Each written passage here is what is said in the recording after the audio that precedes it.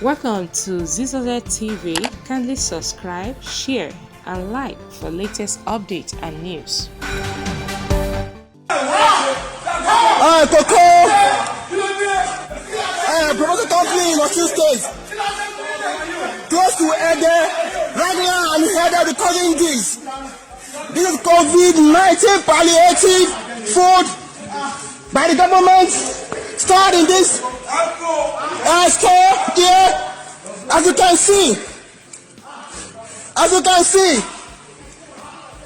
this is sugar, salt, tomato, spaghetti, indomie, gari, rice, stored in this place. As you can see, this is a store measured 400 feet by 200 feet. As you can see, it's coming like a palliative. Stored in this store in Osun State, in Ede,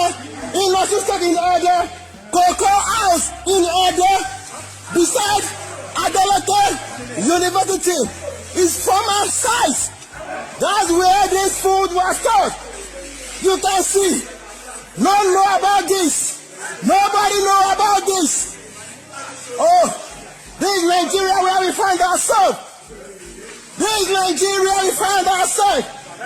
I'm recording this live and direct. I'm recording this.